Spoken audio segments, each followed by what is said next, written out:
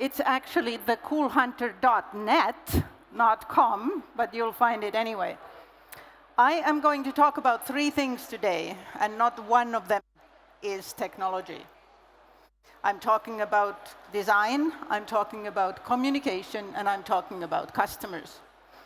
These are the 3 things you will need if you plan on succeeding, if you plan on actually becoming profitable in terms of satisfying your customers and having them pay you so that you are successful. If you are not paying attention to these 3 things, you are not only leaving money on the table, you're also missing huge opportunities to innovate more and better. Design is how it feels. We all know, or at least can recognize, the old quote by Steve Jobs, where he says that it's not just how it looks and feels, it's how it works. This he said 15 years ago. This is old news. He said this 15 years ago when he was introducing the iPod. We've heard it a million times and still we don't believe it. Still we don't understand that companies that take design seriously as a base of their corporate DNA, base of their operations, they are literally missing a huge opportunity. My fear is that when Steve was talking about design is how it looks and feels, he was actually, with the word feel, he was meaning the tactile feel of the iPod, how it feels. So I improved a little bit on his quote. It's about time to renew it too. It's 15 years old. And I want to say that it's not just how it looks and works. It is how it feels. Design is an incredible tool to evoke emotion, to create emotions in your customers. And when we then come to design thinking, which we have also been talking about 20 years and still are not using properly, we also use design in finding the problems and then finding solutions to them. Also to wicked problems, bigger issues. We are not just talking about products or services or things. So why is this important? Why is it important that we understand that design is how it feels? Why is it important to have anything to do with somebody's feelings? It is because there's one thing that has not changed at all, not an iota, and that is how we make our decisions. We make our decisions based on feelings. Evolution is very, very slow. We still behave like cavemen. When you are standing in front of your cave and there's a beast coming at you, attacking your family, you don't have time to Google the opportunities or the answers. You don't have time to watch the YouTube video or even talk to your Snapchat group. You attack back. You attack and then you think about it later. And that's how we still make our decisions. We react with emotion. And anybody who doesn't believe that, just sense your reactions when you go to a new place, you very quickly make up your mind based on your gut reaction. That's how we buy. So this old thing, I can't believe I'm still using this. I've been using this for a long, long time. I would like to retire this slide for now, but it's not going to happen. There's still a lot to do. We all know that 90% of buying decisions are based on emotion.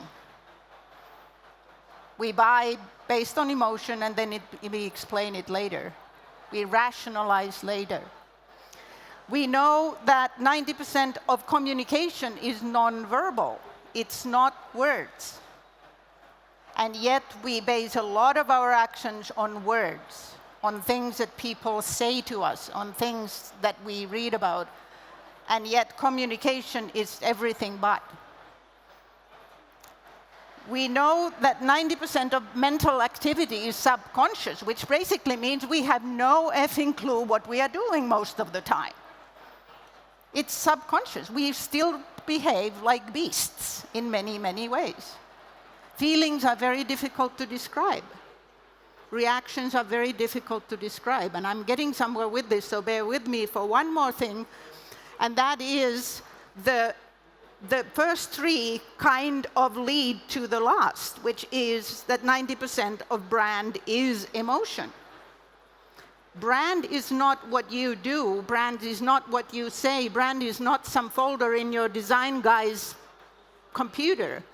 Brand is what the world at large thinks, feels, suspects, loves, hates about you. And you can only control a small part of it. The old thinking, and I'm afraid quite a few people are still stuck in it, was what do we want to sell? So we are focused on what we have and very focused on selling it. The new thinking, design thinking, which is based on the toolbox of designer. You don't even have to be a designer to be a design thinker. I'm not a designer. But I still strongly believe that design thinking, which is customer-based, customer-focused, consumer, user, target group focused, and looks for solutions, looks for the problems, looks for the solutions. The design thinking says, what does the customer want to achieve? The old way of thinking is based on what is. It's based on this is our factory, this is our product, this is our idea, this is the budget, these are the people, this is the market, this is how things are. So can you just feel the straitjacket that comes out of that? You're getting smaller and smaller. Whereas the new thinking, the design thinking is what if? Even the physical reaction to that is nice. You start dreaming, you start thinking, what if? What if? So when you are judging your own company and your own, or the company to invest in, one of the things to think about is this what if. How far are they in that direction? How far are you into the what if? Because it's the what if where the big solutions come from. That's where we are really going up. We are moving ahead. We are finding something new. If we are thinking what is, we will only make tiny little changes into all of the stuff that already exists. What if? I have to tell this Cool Hunter part just because it's funny, and because that gives me a step to one of my main points here as well. I was born in Finland. I have lived in North America and worked there on my own company for 32 years. You know, in my own opinion, I've been quite successful, done quite well, worked with some cool companies, Nike, Harley Davidson, Europark, many others, big and small, but nobody pays attention. Nobody cares. I'm doing well, but nobody cares. Then 9 years ago, I noticed this blog called thecoolhunter.net. And we connected with the owner, Bill Tikos, who might be watching the live stream in New York. Hi, Bill. And I started writing for that, and I've been the editor of that for the last 9 years. It's now 9 years old, so it's an old thing, and it stayed pretty good. But as soon as I started doing this, as soon as I started writing for the Cool Hunter, I became a guru. I wouldn't be here today. So forget all of my hard work and all of the wisdom that I've gained over the long years. It's the blog that got me here. That's what gives me this stage today. And I'm glad for it. I will use any stage I can get my hands on to talk about the things that I'm passionate about. But the thing is, the lesson here is that pay attention to media. And I mean all media, new, old, not yet invented. You should have on your team not only, and your senior team, not the junior guys, but the senior team, your backup team, your advisory board. You should have a design thinker, and you should have somebody who really, really knows media. Because that's where your break is coming from. That's where your big day will come. This is a media where we are today. Trade shows and events like this are media. One or two or a few of you are going to have your break here. And that's pretty cool. But pay attention to media. That will be crucially important. Going back to design thinking, here's a book. I again thought I could retire this slide too, but I'm still using it because this book, although it's 5 years old, it's still incredibly relevant. It's written by Jay Green, and it's called How the Smartest Companies Turn Products into Icons. Design is How It Works. But it actually talks about much more than just products. It talks about companies like Virgin Air, Ace Hotels, recreational equipment, retail. It talks about how they have used design, and in particular design thinking, to solve their problems, to get closer, to actually renew the company. Companies like Porsche, they have to renew themselves or they will become relics. And yes, we have to pay attention to the big guys, not because they will rule the world necessarily tomorrow, we probably will, but they have made a lot of mistakes. We should learn from their mistakes. A little bit of humility will serve us all well.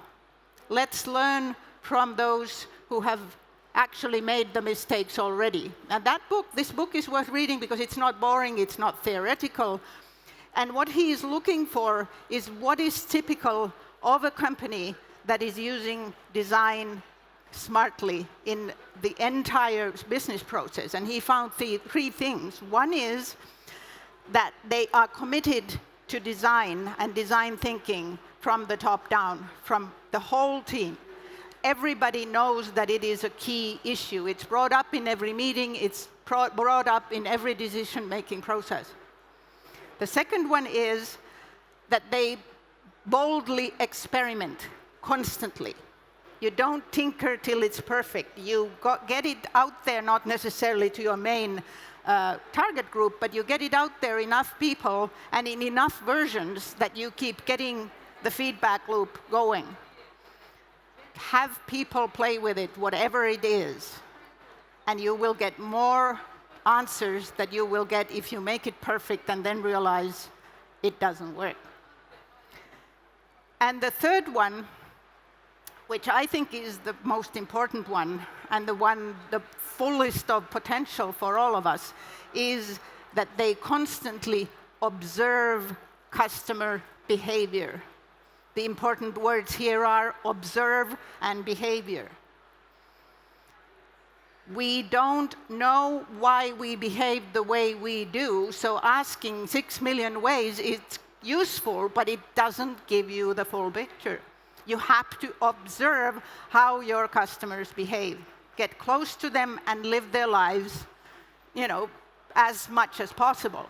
The closer you are to your customer and to their actual behavior, what do they do, the closer you are to solving your problems.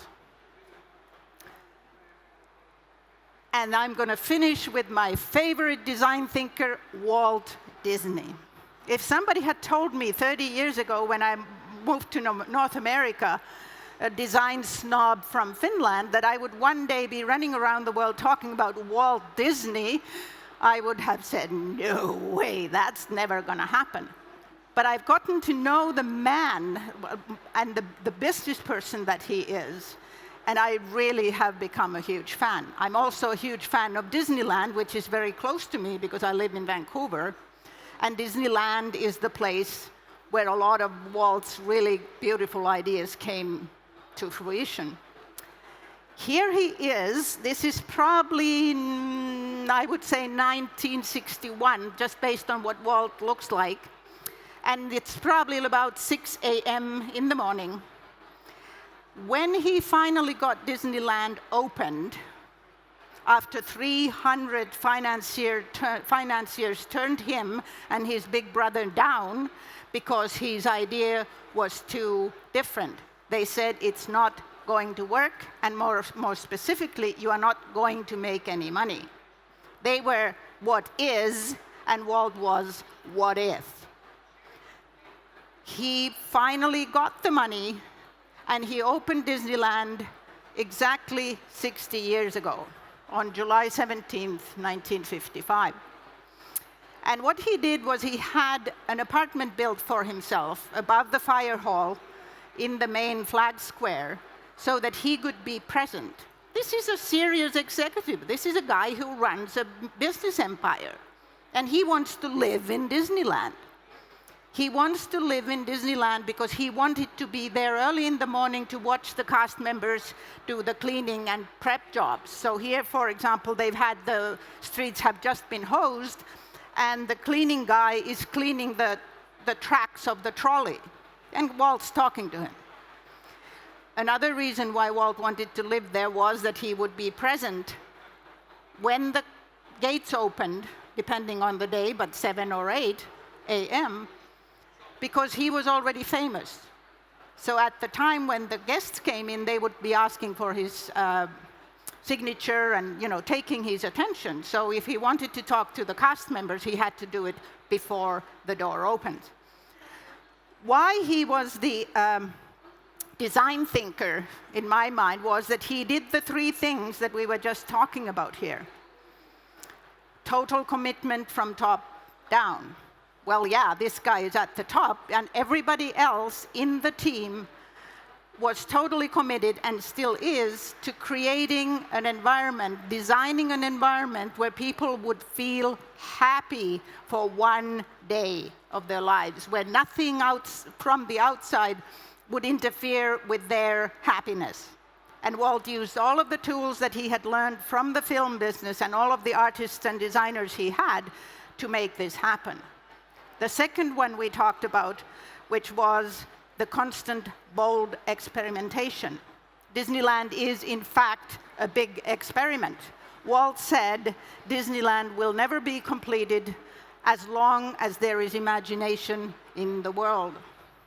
And it is constantly improving. There's constant construction, and they are making mistakes, but they are correcting their mistakes and learning again and again and again. And the third item we talked about that was characteristics for the book, the guys in the book, was constant customer, watching constantly customer behavior. Disneyland has 23,000 employees, or cast members as they call them. One of the jobs that every one of them has is to observe the guests and report back. That's a lot of observers. Every cleaning person, in fact, the person who has some of the best ideas is the ladies' washroom cleaning attendant. She's the one who hears about the tantrums in the bathroom, about the problems. But they have the system where they collect those connections, or those comments. So I'm going to finish with this, and before that I will tell you about the fact that Walt was right. Disneyland turned 60 this year, and at the end of the second quarter, they had the most profitable quarter in the existence of Disneyland. And it's not because they have a big advertising budget. It's because those people are happy when they get there. His design philosophy is that give them more than they can see, and they'll keep coming back time and time again. It's a good design philosophy, but it's also a really good business philosophy. It has worked for Walt, and I think it will work for you. Thank you.